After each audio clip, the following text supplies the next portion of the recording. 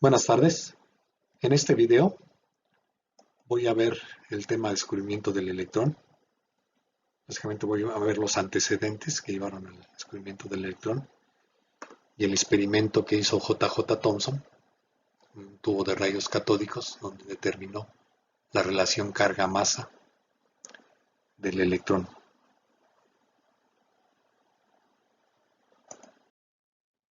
Bueno, el primer antecedente importante por el descubrimiento del electrón fue el establecimiento de las leyes del electrólisis por Michael Faraday en 1934.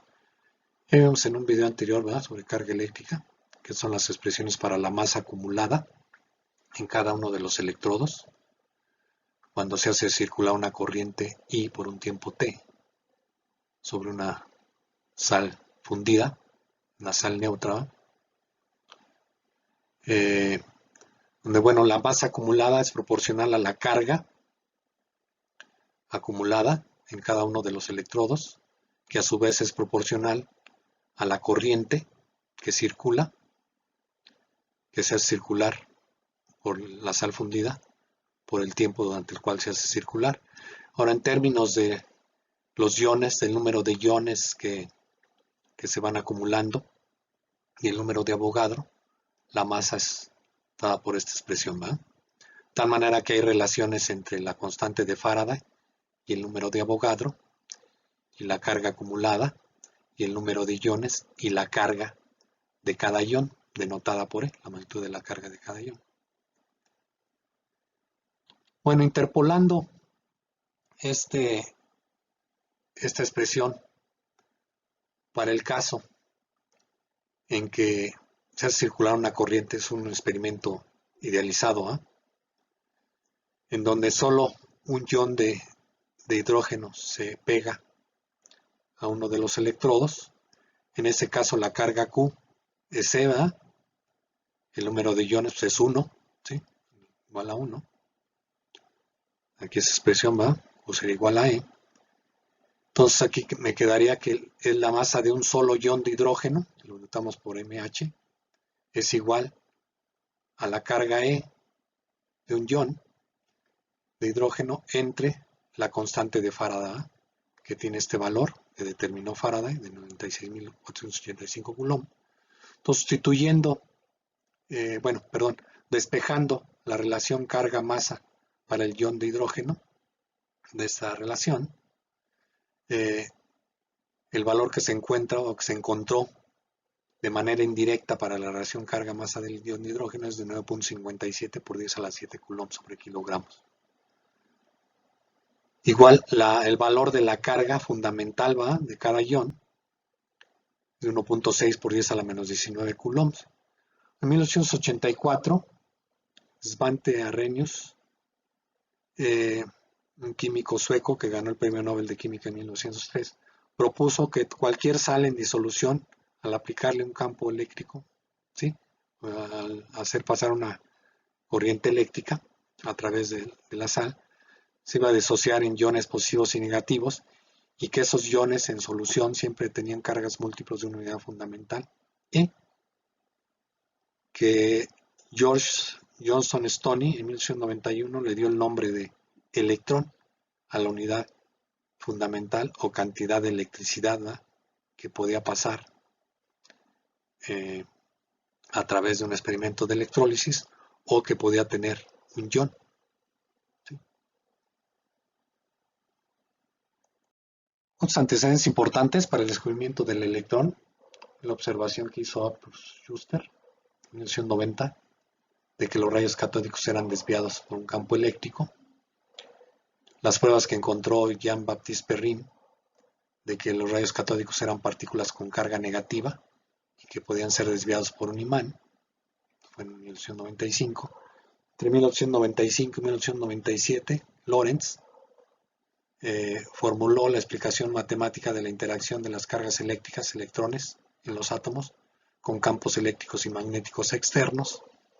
Propuso la ley de fuerza, que lleva su nombre, la ley de fuerza de Lorentz, ¿sí? Y bueno, ya a partir de esto, J.J. Thomson, en 1997, hizo un experimento para determinar la relación carga-masa del electrón, ¿sí?, ya para ver las características de esas partículas que formaban los rayos catódicos con carga negativa. Y bueno, a él se le adjudica por experimento el descubrimiento del electrón y se le concedió, se le otorgó el Premio Nobel de Física en 1906. Bueno, aquí voy a ver la serie de experimentos que hizo J.J. Thomson para determinar la relación carga-masa del electrón. Entonces aquí se muestra en la figura un tubo de rayos catódicos que consta de un tubo de vidrio en forma de corneta cerrada, ¿sí?, que está conectado a una bomba de vacío a través de este tubo para hacer vacío y conseguir presiones aquí suficientemente bajas para que los electrones que son emitidos o los rayos catódicos que son emitidos por el filamento caliente lleguen hasta la pared del tubo de rayos catódicos, que está recubierta en su interior por un material fosforescente o fluorescente que al ser excitado con los electrones, los rayos catódicos, emite luz y se ve un punto luminoso, ¿eh? Entonces se puede ver la posición del haz en cualquier lugar del tubo de rayos catódicos. Entonces la serie de experimentos fue la siguiente.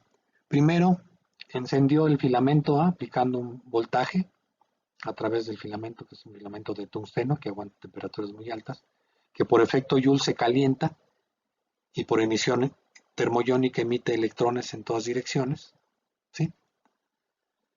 Luego aplicó un voltaje relativamente alto entre una rejilla, una placa metálica con un orificio en su centro, para acelerar los electrones, ¿sí?, desde el filamento y hacerlos pasar ahí aquí con una energía cinética constante, una velocidad constante, y hacerlos incidir en un punto aquí. Que bueno, aquí la trayectoria entonces es una trayectoria recta, por lo tanto no hay desviación, ¿va? Si no hay campo eléctrico, campo magnético, no había lo que encontré es que no había desviación en el haz de rayos catódicos. La explicación pues, es que si no hay campo eléctrico ni magnético, la fuerza neta es cero, por lo tanto la aceleración es cero y la desviación es cero. Luego el segundo experimento que hizo fue aplicar un campo eléctrico con este condensador, ¿va?, inmerso en el, o dentro del tubo, aplicando carga positiva, conectando una batería con el polo positivo acá arriba y el polo negativo en la placa inferior, de tal manera que tuvo un campo eléctrico vertical hacia abajo, de la placa positiva a la placa negativa, y observó una desviación, una posición, una altura aquí respecto a la posición original, ¿va?, sin desviación. Y la explicación que dio fue en términos de la fuerza de Lorentz, ¿va? Hay fuerza eléctrica nada más porque no hay campo magnético. La fuerza sobre los electrones es la carga de los electrones, pues menos E, por el campo eléctrico. Por la segunda ley de Newton es igual a masa por aceleración. Despejando la aceleración, pues hay una aceleración, ¿va?, al pasar entre las placas del condensador, una aceleración vertical hacia arriba, ¿va?, dada por esta expresión, donde esta m es la masa del electrón. ¿Sí? Bueno, aquí la magnitud entonces de esta aceleración es la magnitud de la carga de los electrones por la magnitud del campo eléctrico aplicado entre la masa del electrón. Por lo tanto, usando expresiones cinemáticas, la desviación es un medio de la aceleración en la dirección y por el tiempo al cuadrado, donde este tiempo es el tiempo que tarda en pasar entre las placas del condensador, es el tiempo en que el campo eléctrico está aplicado, que eso es igual a la longitud de las placas en esta dirección entre la rapidez, ¿sí?, de los electrones, la rapidez con la que pasa. Sustituyendo la aceleración y el tiempo, llegamos a esta expresión para la desviación y despejando la relación carga-masa entre m, llegamos a que esta relación está dada en términos de la desviación, que es medible, ¿verdad?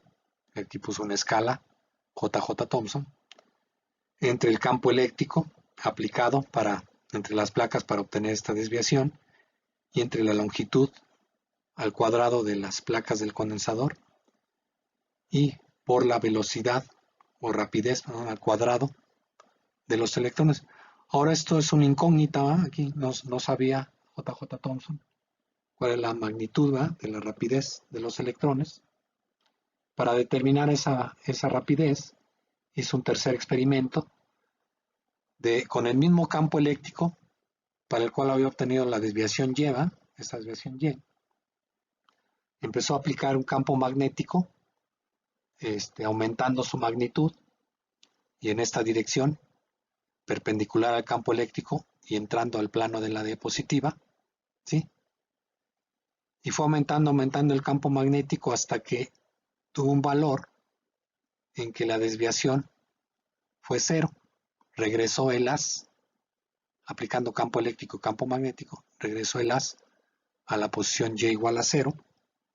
La explicación en términos de la fuerza de Lorentz es esta, ¿no?, que ahora hay dos fuerzas: la fuerza eléctrica al pasar entre las placas del condensador, que es vertical hacia arriba, y la fuerza magnética, que como vemos aquí es hacia abajo, porque el producto de la velocidad cruza el campo magnético. Si la velocidad va de izquierda a derecha, el campo magnético va entrando al plano de la diapositiva. B cruz B es en la dirección vertical hacia arriba, multiplicado por la carga negativa, me da una fuerza hacia abajo. O las magnitudes, si la desviación es 0, las magnitudes deben ser iguales, ¿sí? Y de ahí determinó el valor de la rapidez, que es la razón del campo eléctrico, para obtener la desviación Y entre el campo magnético para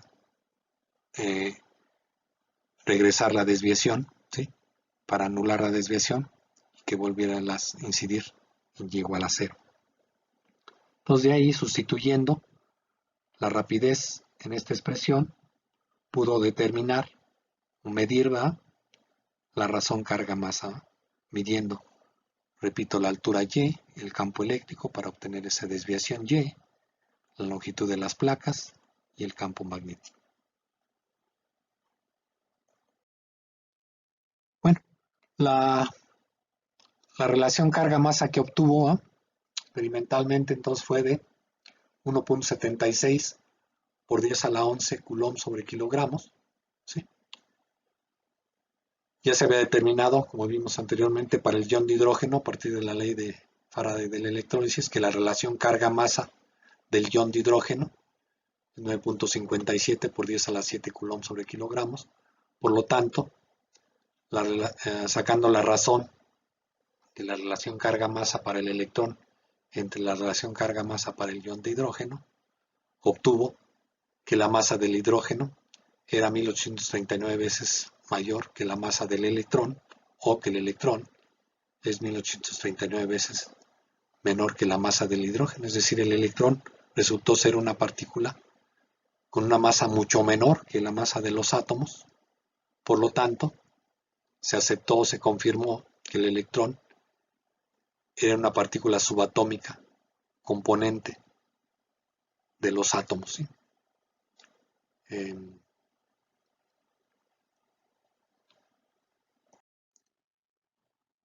Bueno, a partir de entonces se empezaron a proponer los primeros modelos atómicos de la estructura de los átomos y fueron evolucionando, ¿sí?, hasta llegar a los modelos de la mecánica cuántica con la ecuación de Schrödinger. Pero aquí en el curso vamos a ver un poco sobre las propiedades de los electrones, el movimiento de los electrones, de movimiento orbital, movimiento angular orbital. Vamos a ver que son, debido a este movimiento orbital, los electrones son equivalentes a corrientes, ¿va?, corrientes eléctricas, pequeñas espiras que producen campos magnéticos. Y vamos a ver la propiedad de spin del electrón, ¿va?, que también da lugar a un momento dipolar magnético, y a partir de eso podemos explicar, ¿va?, las propiedades magnéticas de los distintos materiales. Bueno, pues muchas gracias. Aquí dejo este video. Hasta luego.